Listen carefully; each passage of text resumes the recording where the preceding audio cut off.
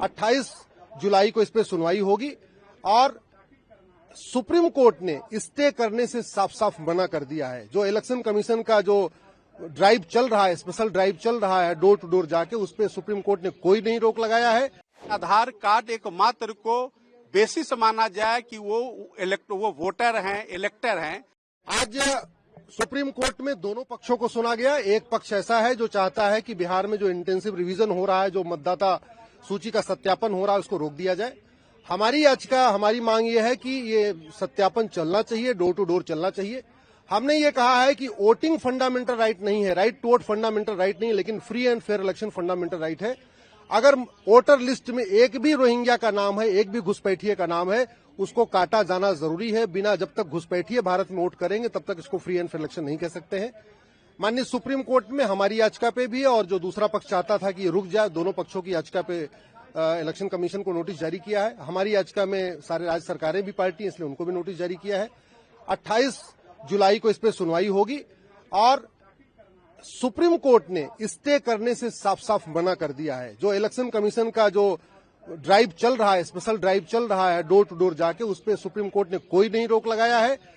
दूसरी तरफ से मांग की गई थी कि आधार को और राशन कार्ड को और वोटर लिस्ट को भी शामिल करने के लिए गुजारिश की गई थी। सुप्रीम कोर्ट ने कहा है कि इलेक्शन कमीशन चाहे तो उन तीनों डॉक्यूमेंट को एक्सेप्ट करे, ये इलेक्शन कमीशन का डोमेन है, उसमें कोई इंटरफेयर नहीं होगा। टाइमलाइन को लेकर काफी सवाल उठाए सुप्रीम कोर्ट ने कि एक्सरसाइज खत्म हो पाएगी कि नहीं आने वाले इलेक्शन से पहले। माननीय सुप्रीम भी दिए कि अगले इलेक्शन में करना चाहिए। माननीय सुप्रीम कोर्ट ये कह रहा था कि क्या इलेक्शन के पहले ये ड्राइव पूरी हो जाएगी। उस पे इलेक्शन कमीशन ने कहा है कि 60% लोगों का सत्यापन डॉक्यूमेंट पहले आ चुके हैं, केवल 40% बचे हुए हैं।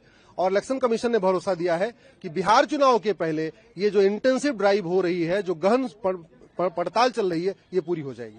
आज जो सुनवाई हुई माननीय सर्वोच्च न्यायालय के समक्ष, याचिकाकर्ता चाहते थे कि बिहार के अंदर जो इलेक्टोरल रोल डिवीजन का काम इलेक्शन कमीशन ऑफ इंडिया कर रही है, उसको रोक दिया जाए।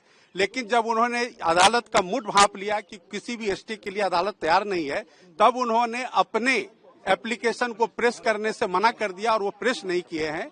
इसीलिए अगली 28 जुलाई को पूरे मामले की पुनः सुनवाई होगी।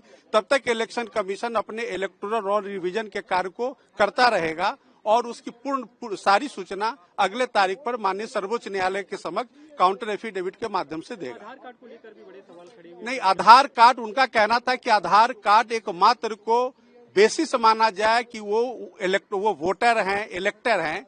लेकिन माननीय अदालत ने कहा कि इलेक्शन कमीशन चाहे तो वोटर आधार कार्ड और जो वोटर आईडी कार्ड है वो प्लस राशन कार्ड को कंसीडर कर सकती है। तीनों डॉक्यूमेंट्स को कंसीडर करने, हाँ, कर सकती है। इलेक्शन कमीशन चाहे तो रीजन्स देकर के उनको रिजेक्ट भी कर सकती है, लेकिन आज के आदेश में कि वो कंसीडर कर सकती है। वीके न्यूज, राष्ट्र के नाम।